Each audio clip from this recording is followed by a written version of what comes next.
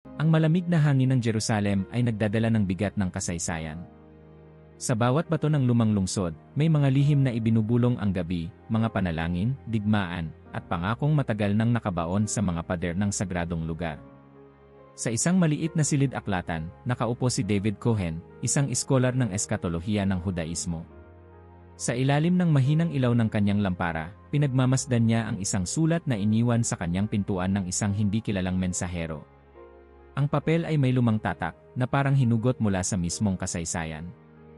Isang linya lamang ang nakasulat dito. Ang Sinedrin ay nagtipon. Ang panawagan ay ginawa. Bumalik ang mga anak ng Israel.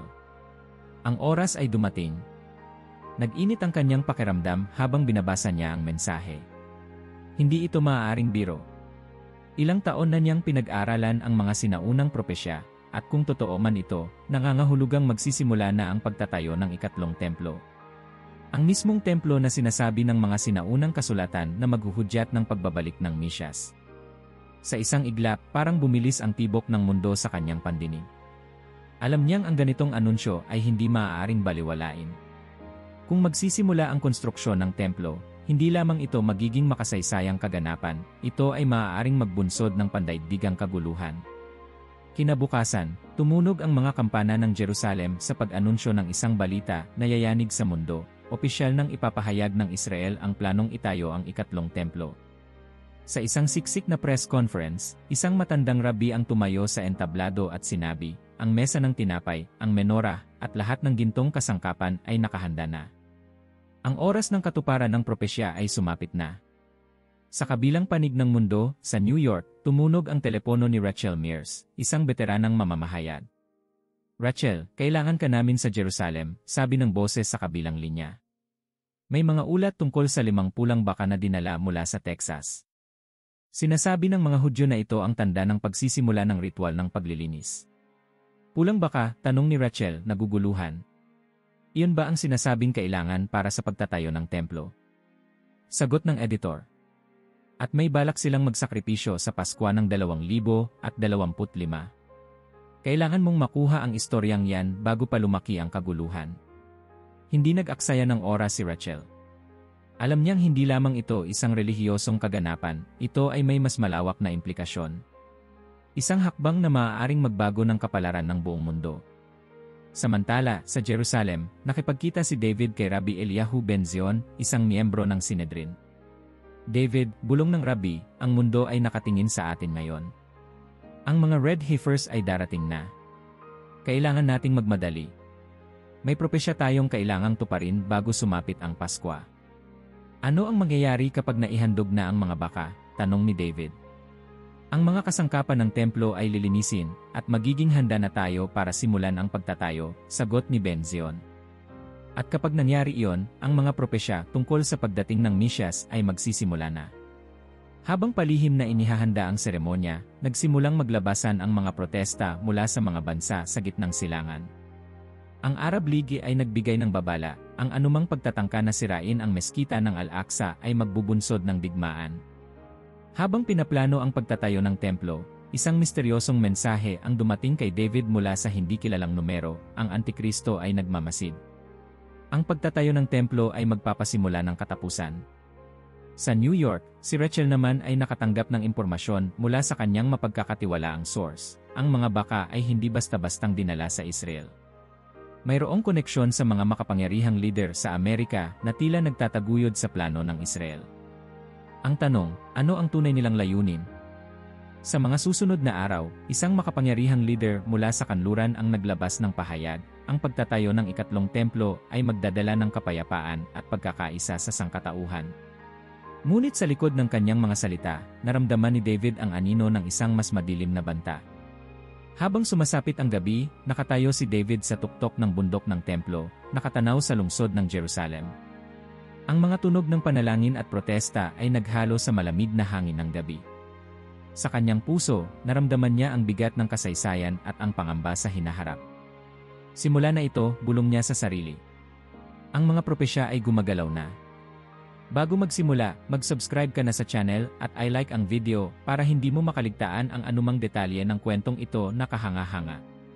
Ang init ng araw sa Tel Aviv ay tumama sa mukha ni Rachel Mears habang bumababa siya mula sa eroplano. Ang bigat ng misyon ay agad niyang naramdaman habang naglalakad sa masikip na terminal, hawak ang isang folder ng mga dokumentong maaaring magbunyag ng lihim na maaaring magpasiklab ng pandaigdigang tensyon. Habang naglalakad patungo sa hintayan ng taxi, sumagi sa kanyang isipan ang mga ulat mula sa kanyang source sa Texas. 5 pulang baka, red heifers, ang nai-export mula sa isang maliit na rancho sa Amarillo patungo sa Israel.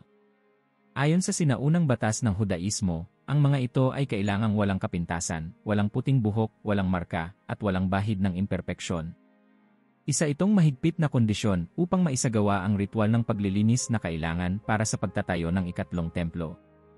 Jerusalem, Old City, sabi niya sa driver habang isinasara ang pinto ng kotse. Sa bawat minuto, nararamdaman niyang lumalapit siya sa gitna ng isang kwento na hindi lang magbabago sa kanyang karera, kundi maaaring magbago sa mismong mundo. Habang naglalakbay sila, nakita niya sa labas ng bintana ang mga poster na nagsasabing ibabalik natin ang kaluwalhasyan ng templo. Sa kabilang banda naman, may mga graffiti na may nakasulat na igalang ang Al-Aqsa. Iisa lang ang ibig sabihin nito, ang lungsod ay parang bulkan na handa ng sumabog. Sa isang maliit na cafe malapit sa Damascus Gate, nakipagkita si Rachel sa isang dating contact na nagtatrabaho sa customs office ng Ben Gurion Airport. Si Avi Shamir, isang lalaking nasa huling bahagi ng kanyang 4 na pula, ay may kasamang mga papel na mukhang galing sa opisyal na record ng gobyerno. Hindi ako dapat narito, bulong ni Avi habang iniabot ang isang makapal na sobre. Ito ang mga dokumento ng transportasyon ng mga baka mula Texas. May mga selyong hindi ko pa nakita noon. Mukhang espesyal ang pag-apruba nila. Anong ibig mong sabihin? Tanong ni Rachel habang iniisa-isa ang mga papel. May mga pirma ng ilang matataas na opisyal ng gobyerno ng Israel, pati na rin ng ilang hindi pangkaraniwang pangalan mula sa Estados Unidos, parang mga diplomat o espesyal na kinatawan. Hindi ito karaniwang pag-import. May koneksyon itong mas mataas kaysa sa naiisip natin. Habang binabasa niya ang mga papeles, isang detalye ang tumama sa kanya, isang lihim na plano para sa isang seremonya na gaganapin sa Paskwa ng 2025. Ayon sa dokumento, ang seremonya ay gaganapin sa isang hindi pa tinutukoy na lugar sa Negev Desert, malayo sa mata ng publiko. Nakakatakot to, Avi. Kung totoo to, maaaring magdulot ng kaguluhan sa buong rehiyon. Alam ko, sagot ng lalaki, tumayo at nagmamadaling lumabas. Maging maingat, Rachel. May mga tao rito na gagawin ang lahat para manatiling lihim ito. Habang papunta sa kanyang hotel, nakatanggap si Rachel ng mensahe mula sa isang hindi kilalang numero. Kung gusto mong malaman ang totoo tungkol sa mga baka, hanapin mo ako sa Western Wall, 9:00 ng gabi. Alam niyang walang ibang maaaring maging essay kundi si David Cohen. Isang kilalang iskolar sa eskatolohiya ng Hudaismo, si David ay naging sentro ng mga balita matapos kumalat ang balita tungkol sa ikatlong templo. Makalipas ang ilang oras, nakatayo si Rachel sa harap ng Western Wall.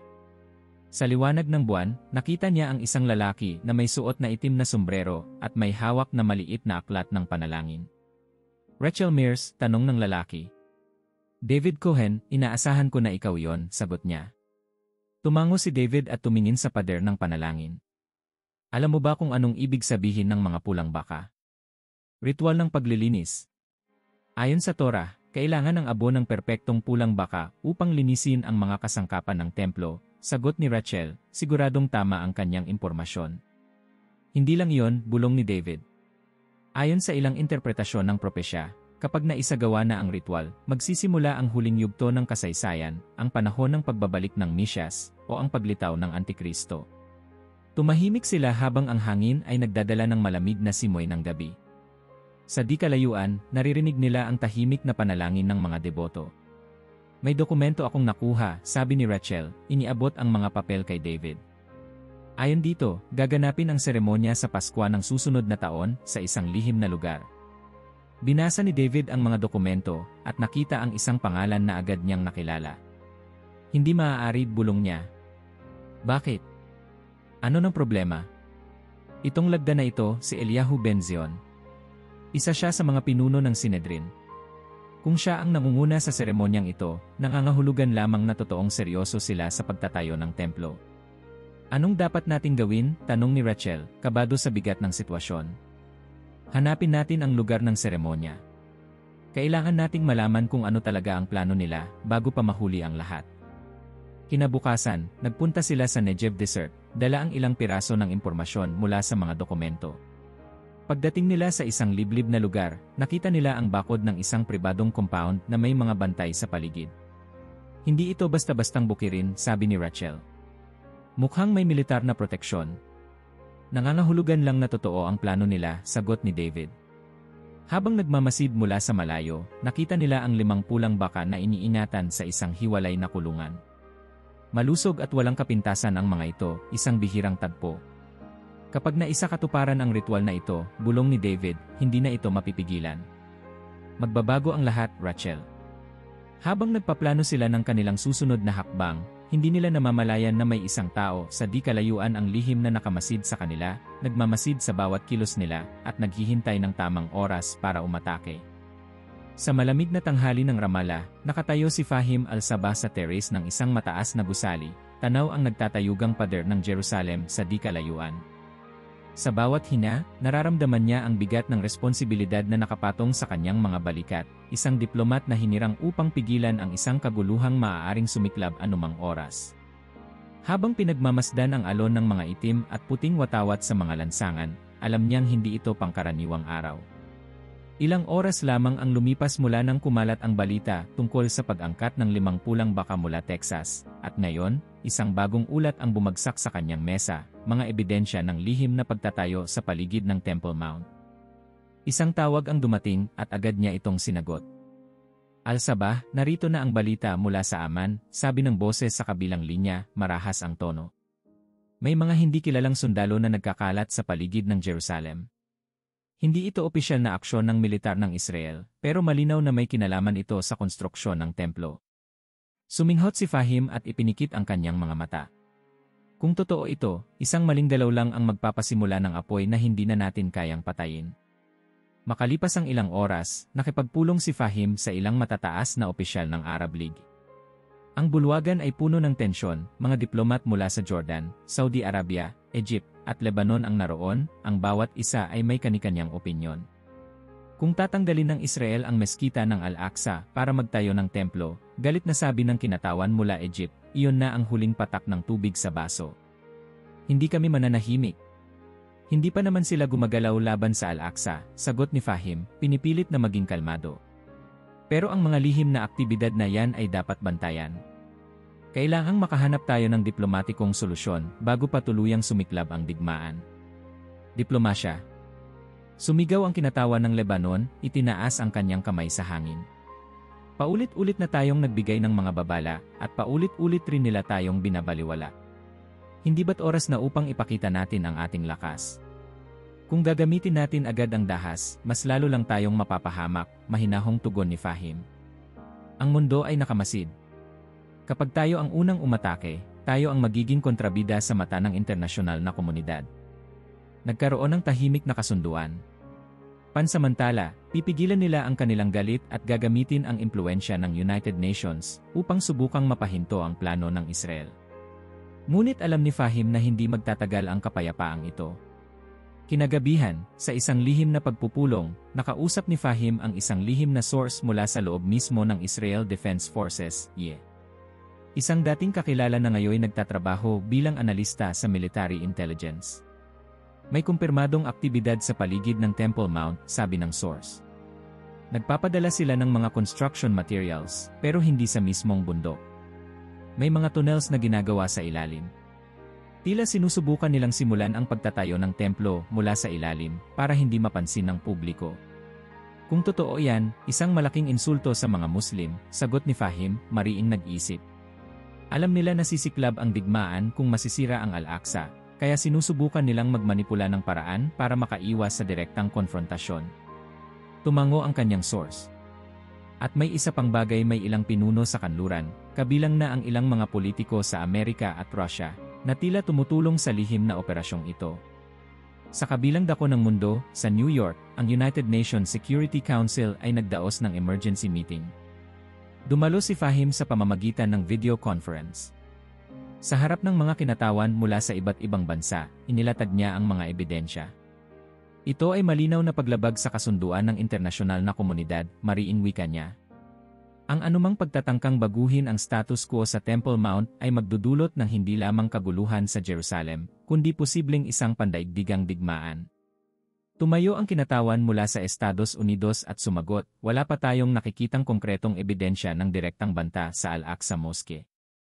Ang ating mga alyado sa Israel ay nangakong iginagalang nila ang kasalukuyang kasunduan. Walang banta, sagot ni Fahim, ramdam ang pagkadismaya. Ang pagtatayo ng ikatlong templo ay hindi isang simpleng proyekto ng konstruksyon. Isa itong simbolo ng dominasyon sa lugar na sagrado sa bilyon-bilyong Muslim sa buong mundo.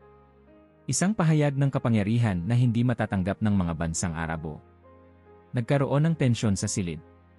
Walang nais magsalita dahil alam nilang tama si Fahim, ngunit ang mga diplomatikong alyansa ay nagpipigil sa kanila mula sa pagkilos. Pagbalik sa Jerusalem, nakatanggap si Fahim ng mensahe mula sa isang hindi kilalang numero, Al-Sabah, may mga kilos na isinasagawa sa Hebron. Kilusan ng mga militante, hindi kontrolado ng gobyerno. Maaaring simula na ito ng kaguluhan. Mabilis siyang nagtungo sa kanyang command center. Ang mga ulat ay dumarating mula sa iba't ibang bahagi ng West Bank, mga lihim na armas na naipupuslit, mga maliliit na grupo ng rebelde na nagpaplano ng pag-atake. Alam niyang hindi magtatagal, ang galit ng masa ay sasabog na. Sa gitna ng kaguluhan, nakatanggap siya ng tawag mula sa isang lumang kaibigan, isang kinatawan ng isang makapangyarihang pamilya sa Jordan. Fahim, wika ng boses, mababa at seryoso. Ang ating mga bansa ay naghahanda na. Kung hindi mapipigilan ng Israel, sasali kami sa laban.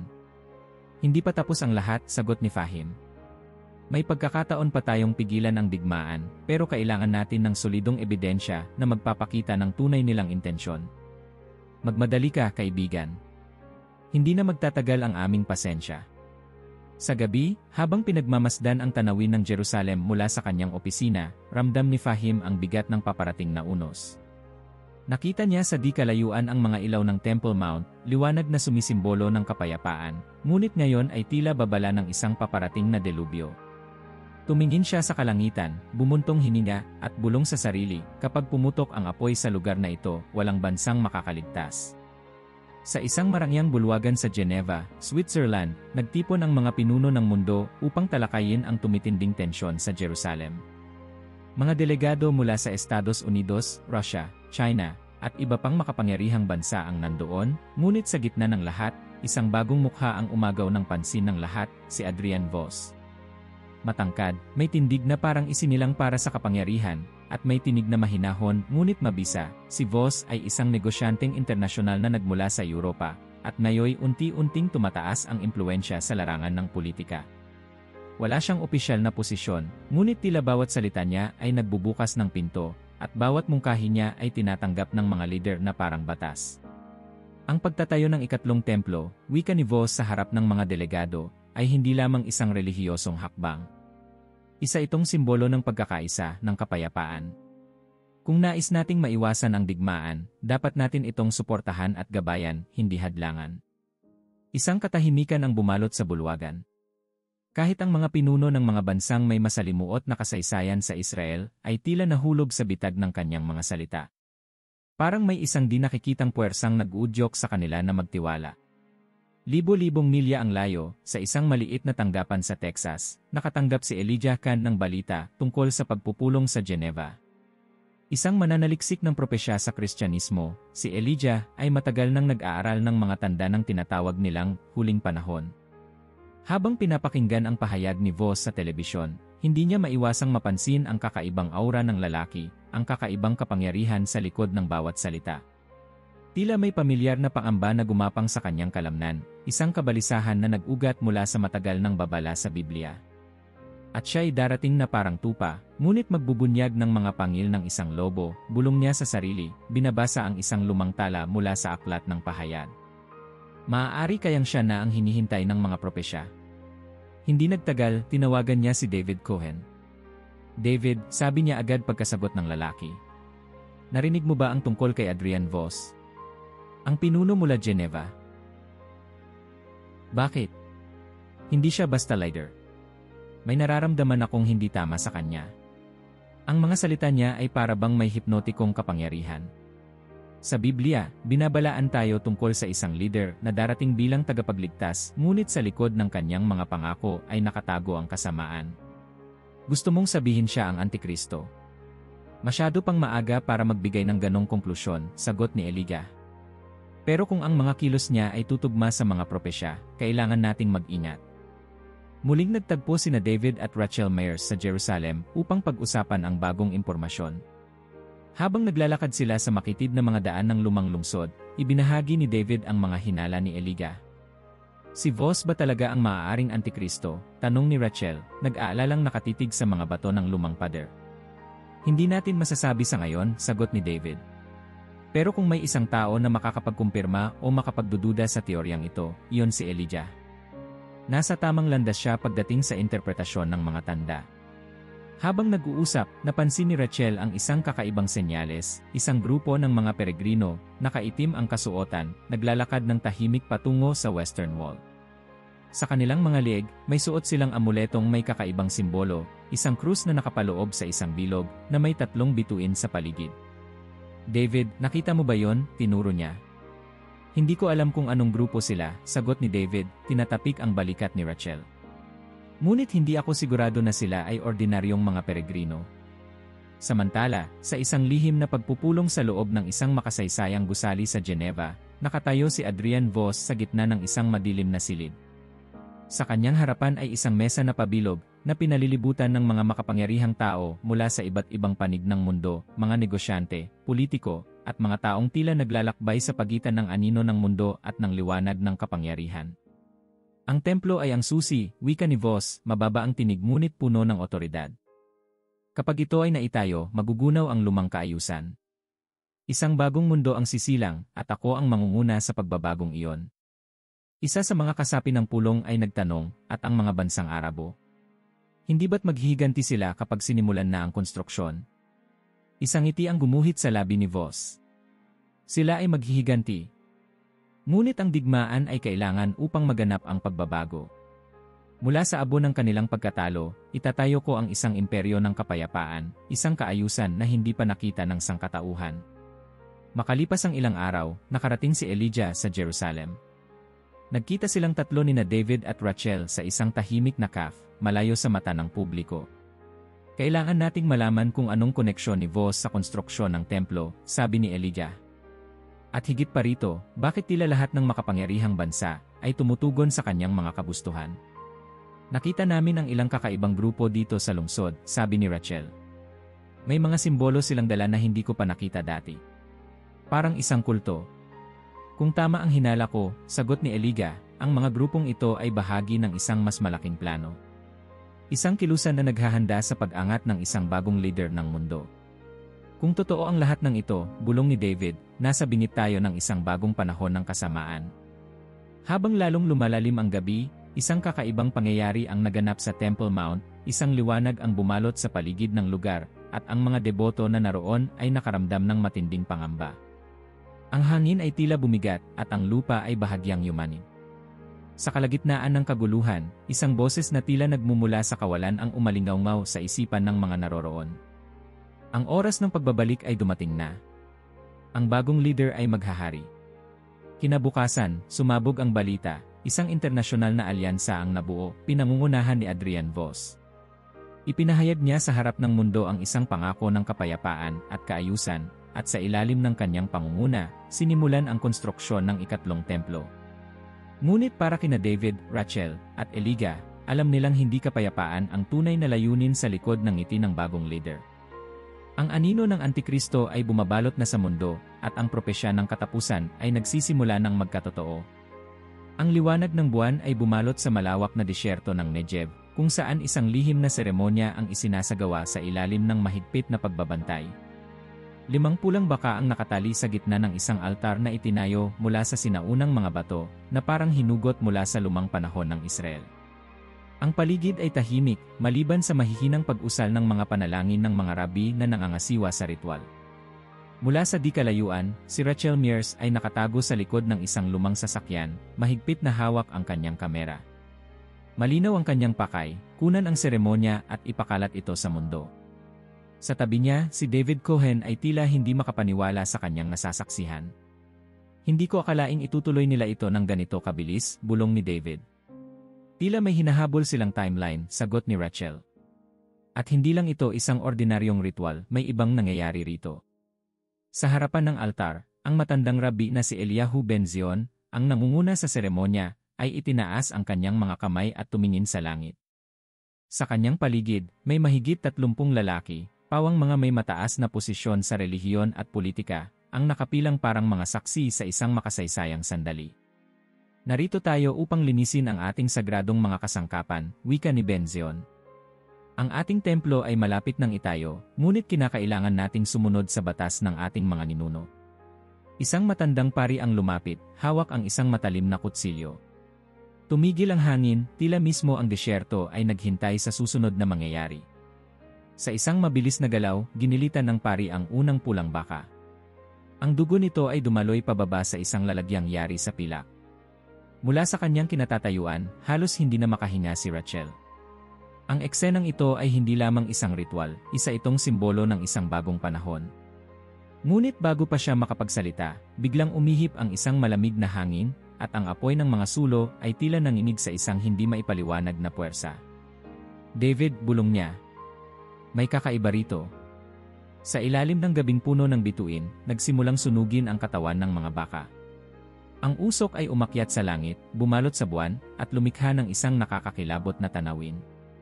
Isa-isang itinapon sa apoy ang mga sagradong halaman, cedar wood, hyssop, at scarlet wool, habang patuloy ang pagdasal ng mga rabi.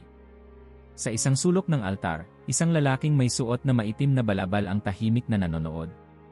Ang kanyang presensya ay tila hindi napapansin ng karamihan, ngunit hindi ito nakaligtas sa mata ni David. Sino iyon? Bulong niya kay Rachel. Hindi agad nakasagot si Rachel. Ngunit habang pinagmamasdan nila ang lalaki, tumayo ito, lumapit kay Ben Zion, at bumulong ng ilang salita sa kanyang tainga. Agad na tumango ang matandang rabi, na parang may natanggap na mahalagang mensahe. At sa sandaling iyon, isang kakaibang tunog ang umalingaw sa buong disyerto, isang mababang pag-ugong, parang nagmumula sa ilalim ng lupa. Ang mga kalalakihan sa paligid ay tila nagdalawang isip kung magpapatuloy pa sa seremonya, ngunit si Ben Zion ay hindi natinan. Ang abo ng 5 pulang baka ay tinipon sa isang gintong sisidlan. Itinaas ito ng isang rabi sa gitna ng mga saksi at winika, ang ating kasangkapan ay malilinis. Ang ating lahi ay muling babangon. Ang ikatlong templo ay hindi na isang pangarap, ito'y isang katotohanan. Mula sa kanyang pwesto, inilabas ni Rachel ang kanyang phone at sinimulang i-broadcast ng live ang seremonya. Alam niyang delikado ito, ngunit hindi niya pwedeng hayaan itong manatiling lihim. Sa loob ng ilang minuto, libu-libong tao mula sa iba't ibang panig ng mundo ang nanonood na ng kanyang live feed. Sa social media, ang mga komento ay naghalo ng takot, galit, at pangamba. Ito ba ang simula ng katapusan? Hindi ito dapat magpatuloy. Digmaan ang idudulot nito. Ang propesya ay natutupad. Habang patuloy ang seremonya, may kakaibang nangyari. Ang langit, na kanina'y madilim at tahimik, ay biglang nagliwanag sa isang matinding pulang kulay. Hindi ito isang normal na pagsikat ng araw, ito ay parang apoy na bumalot sa kalangitan. Biglang nagkagulo ang mga naroroon. Ang ilang lalaki ay lumuhod, nagdarasal, habang ang iba naman ay nagmamadaling umalis. Mula sa di kalayuan, isang sigaw ang pumunit sa hangin. Siya ay dumarating. Si David at Rachel ay nagkatinginan. Sino? Tanong ni Rachel. Ngunit bago pa sumagot si David, isang malakas na alon ng hangin ang bumagsak sa altar. Tinanggay ang abo mula sa gintong sisidlan at nagpaikot-ikot ito sa ere na parang may sariling buhay. Ang mga tao ay natulala, hindi makagalaw. At sa gitna ng kaguluhan, isang pamilyar na tinig ang narinig nila mula sa isang malayong istasyon ng balita. Ang pinuno ng Geneva, si Adrian Voss, ay nagpahayag ng isang pandaigdigang pahayag. Sinabi niya na ang mundo ay nasa bagong yugto ng kapayapaan at kaayusan. Ayon sa kanya, kinakailangan ang isang pandaigdigang pamahalaan upang gabayan ang sangkatauhan sa bagong panahon. Hindi na kinailangan pang mag-usap nina David at Rachel. Alam na nila. Ang seremonyang ito ay hindi lamang tungkol sa pagtatayo ng templo. Isa itong bahagi ng isang mas malaking plano, isang plano kung saan ang mundo ay luluhod sa isang bagong pinuno. At maaaring nagsimula na ang panahon ng Antikristo. Ang liwanag ng araw ay tumama sa lumang bato ng Temple Mount sa Jerusalem, isang lugar na itinuturing na sagrado ng tatlong pinakamalalaking relihiyon sa mundo. Ngunit ngayong araw, hindi katahimikan o panalangin ang naghari sa banal na lugar. Bagkus, ang hangin ay puno ng tensyon, isang katahimikan na parang bago sumabog ang isang bagyo. Sa ilalim ng utos ng pamahalaan ng Israel, nagsimula ang lihim na operasyon upang alisin ang meskita ng Al-Aqsa. Mga sundalong suot ang itim na tactical gear, ang nagtipon sa paligid ng lugar, handa sa anumang pag-atake. Sa loob ng mga tunel na matagal nang inukit sa ilalim ng lungsod, nagsimula ang mga demolition expert na maglagay ng mga pasabog na maaaring magtanggal sa pundasyon ng moske nang hindi agad napapansin ng publiko. Sa isang silid na puno ng ilaw ng mga monitor, nakapwesto sina David Cohen, Rachel Mears, at Elijah Kane. Lahat sila ay nakatutok sa live feed ng operasyon mula sa isang source sa loob ng militar. Hindi sila magtatagal. Kapag sinimulan nila ang demolition, walang makakapigil sa kanila, sabi ni David, ramdam ang panginginig ng kanyang tinig. Kung masisira ang Al-Aqsa, magugunaw ang kapayapaan sa buong mundo, sagot ni Elijah, mariing pinipigilan ang galit. Hindi lang ito simpleng digmaan. Ito ang simula ng isang sagradong digmaan. Nagpalitan ng tingin sina Rachel at David. Hindi na ito tungkol sa politika o relihiyon lamang. Ang mundo ay nasa bingit ng isang kaguluhan na maaaring magbago ng kasaysayan. Sa parehong oras, sa Amman, Jordan, nagdeklara ng state of emergency ang pamahalaan. Ang mga leader ng Arab League ay nagtipon upang tugunan ang lumalalang krisis. Isang opisyal na pahayag ang inilabas. Kung gagalawin ng Israel ang Al-Aqsa, ito ay magiging isang deklarasyon ng digmaan. Ang buong mundo ng Islam ay magtutulungan upang protektahan ang banal na lugar na ito. Isang gabi, habang sinusubukan nina David at Elijah na makipag-ugnayan sa mga leader ng internasyonal na komunidad, tumunog ang telepono ni Rachel. Isang hindi kilalang numero ang tumatawag. Rachel Mears, sagot niya, kabado. Kung gusto niyong pigilan ang digmaan, pumunta kayo sa Mount Scopus sa loob ng 1 oras. Dalhin ang lahat ng impormasyon tungkol sa operasyon. Nagkatinginan silang tatlo. Isang bitag kaya ito, tanong ni David. Wala tayong pagpipilian, sagot ni Elijah. Kung may kahit isang pagkakataon na mapigilan natin ito, kailangan nating subukan. Isang itim na riyo ang huminto sa tuktok ng Mount Scopus. Lumabas ang isang lalaki, nakasuot ng maitim na balabal, ang mukha ay natatakpan ng anino. Alam ko kung ano ang pinaplano ng Israel, wika ng lalaki. At alam kong may kapangyarihang gumagalaw na lampas sa ating pagkaunawa. Anong ibig mong sabihin? Tanong ni David. Si Adrian Voss, sagot ng lalaki, ay hindi lamang isang leader ng politika. Siya ang instrumento ng isang propesya. Ang kanyang plano ay hindi para sa kapayapaan, kundi para sa kontrol. Nakatanggap si Rachel ng mensahe sa kanyang telepono, nagsimula na ang operasyon. 30 minuto na lang bago sumabog ang unang demolition charge. Wala na tayong oras, wika ni Elijah. Kailangan nating pigilan ito ngayon. Habang bumabalik sila sa lungsod, sumabog ang unang alarma mula sa mga bansang Arabo. Ang Iran at Syria ay nagpadala na ng mga missile papunta sa Israel, habang ang Lebanon at Iraq ay nagsimulang magmobilisa ng mga tropa. Ang digmaan ay opisyal nang nagsimula. Sa Jerusalem, dumaan sila sa mga barikada, sinusubukang makarating sa kontrol ng militar upang pigilan ang operasyon.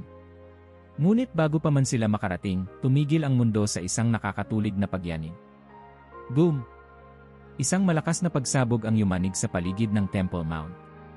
Ang pundasyon ng Al-Aqsa ay nagsimulang gumuho at ang usok ay bumalot sa lungsod.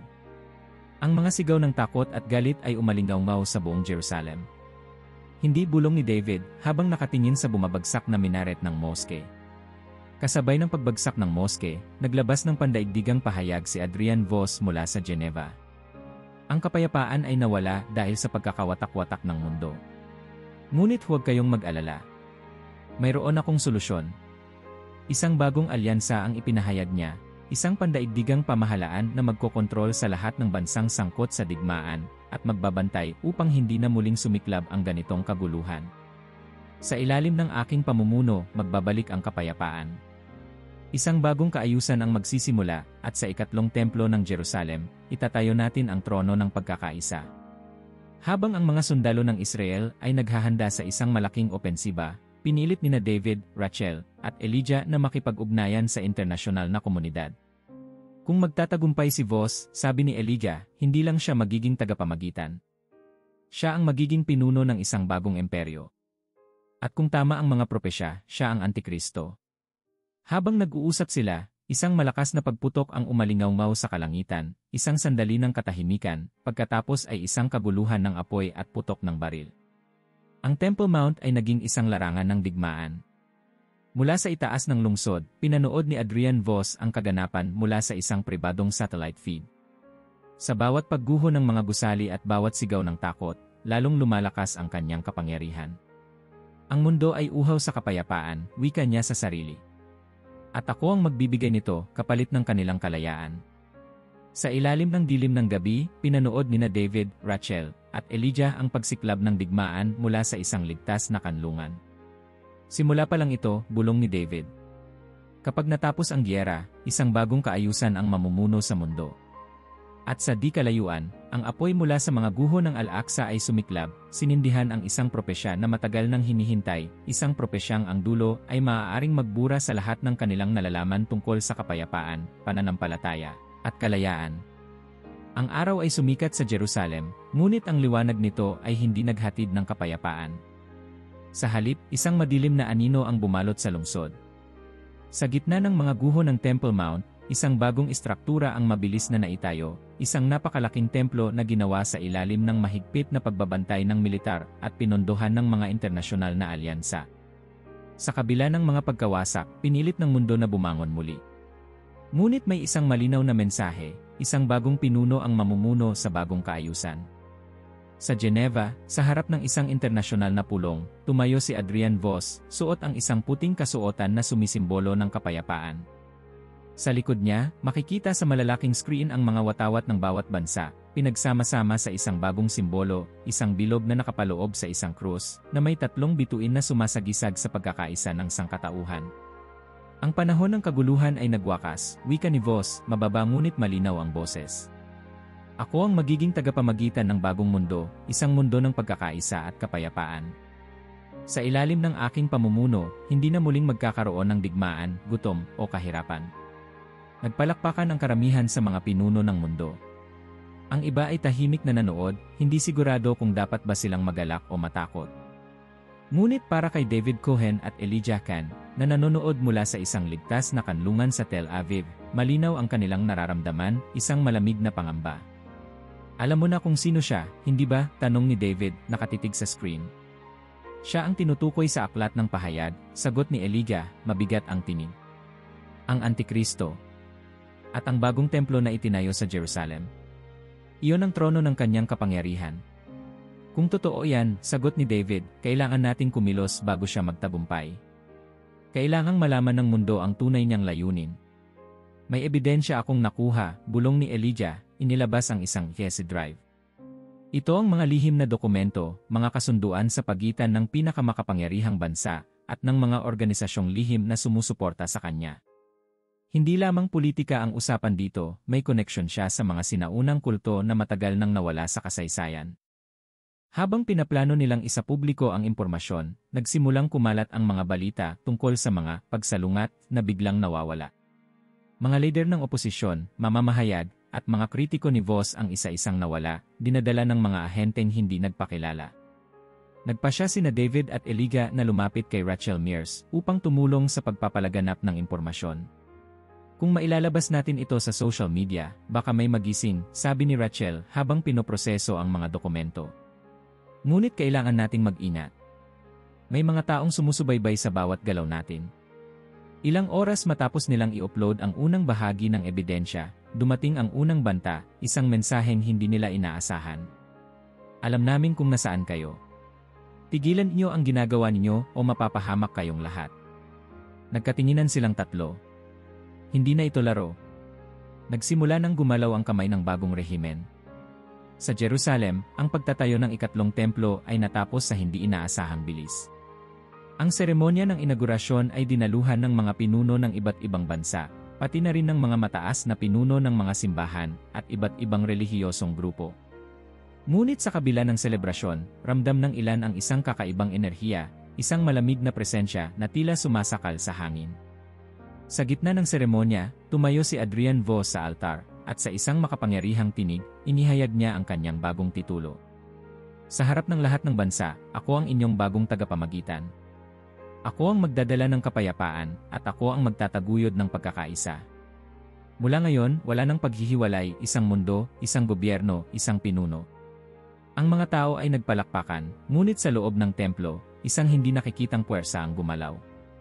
Sa isang iglap, bumalot ang kadiliman sa paligid, at sa loob ng ilang segundo, nagbago ang anyo ng templo. Ang dating sagradong lugar ay naging isang trono ng kapangyarihan at kontrol. Mula sa kanilang kanlungan, napanood nina David, Elijah, at Rachel ang seremonya. Ang mukha ni Vos ay litaw na litaw sa bawat screen sa mundo, na para bang isang Diyos na sumakop sa bawat tahanan. Kailangan nating ilabas ang huling bahagi ng ebidensya, wika ni Elijah. Ngayon din ni. Habang ini-upload nila ang mga dokumento, isang malakas na pagsabog ang yumanig sa kanilang kanlungan.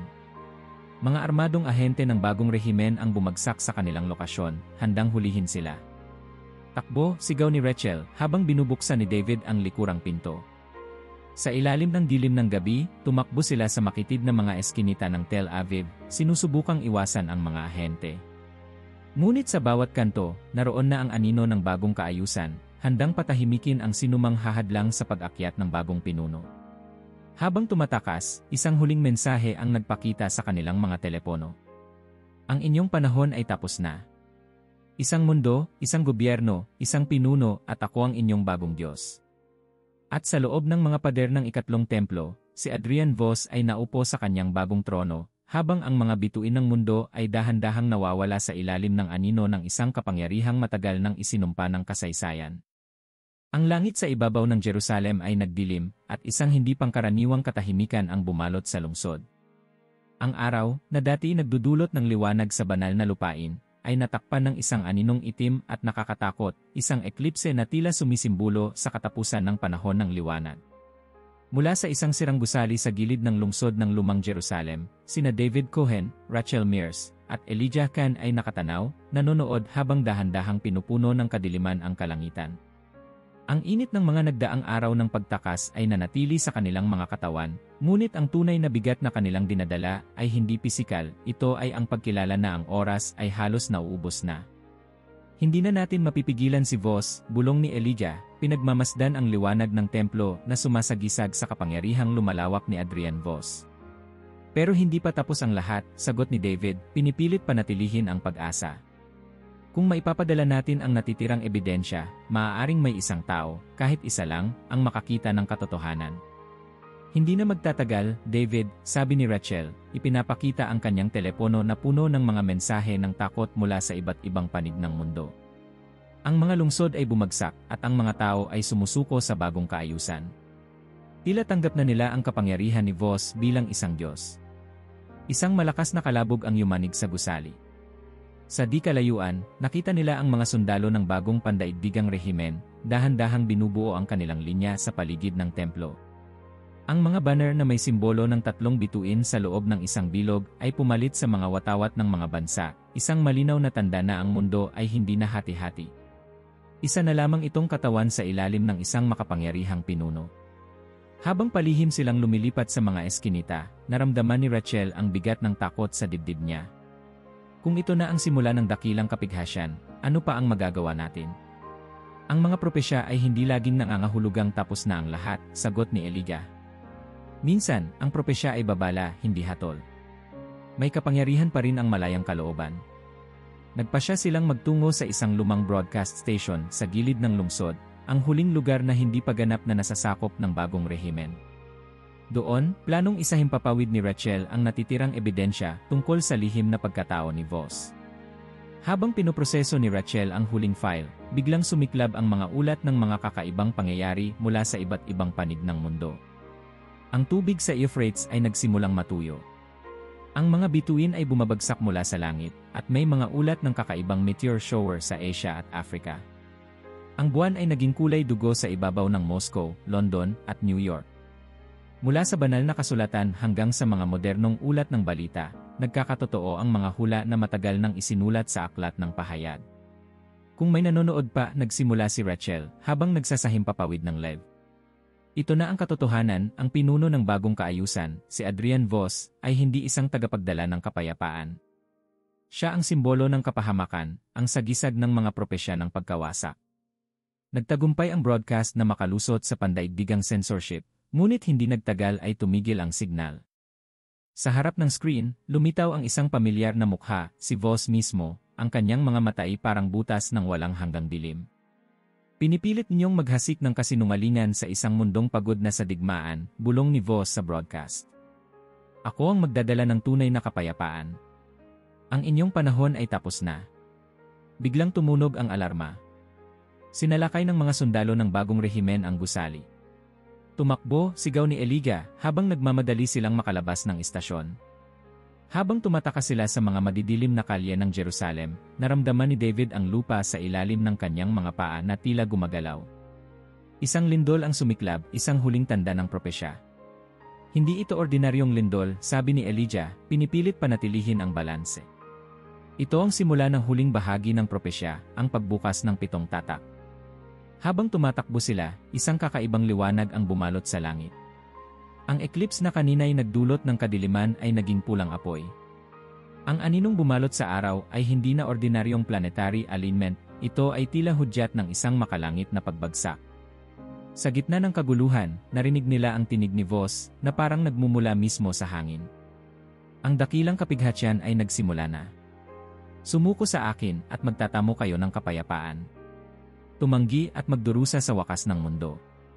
Dumating sila sa isang mataas na burol kung saan matatanaw ang buong Jerusalem. Mula doon, nakita nila ang templo, maliwanag na maliwanag, parang isang trono ng apoy. Sa harap ng trono, si Voss ay nakatayo, ang kanyang anyo'y hindi na tao, kundi isang aninong binabalot ng liwanag at dilim. Hindi na natin siya mapipigilan ngayon, sabi ni David, habang ang luha ay unti-unting bumagsak sa kanyang pisngi. Ngunit hindi pa huli ang lahat para sa mundo. May pag-asa pa kahit sa dulo ng lahat. Sa huling sandali ng araw, habang ang mundo ay unti-unting bumabalot sa dilim, isang sinag ng liwanag ang nagpakita sa silangan, isang hudyat na hindi pa tapos ang laban. Habang bumababa ang huling araw sa Jerusalem, isang huling panalangin ang iniwan ni Elijah, patawarin mo kami, O Diyos, at gabayan kami sa dulo ng propesya. At sa katahimikan ng gabing iyon, nagsimula ang dakilang kapighasyan, isang panahon ng pagsubok, kung saan ang tunay na lakas ng sangkatauhan ay mahihiwalay sa kasakiman, at ang pag-asa ay susubukin sa pinakamatinding dilim. Kung umabot ka hanggang dulo, mag-comment ng propesya. Huwag kalimutang mag-subscribe at i-share sa mga kaibigan at pamilya. Salamat sa panonood.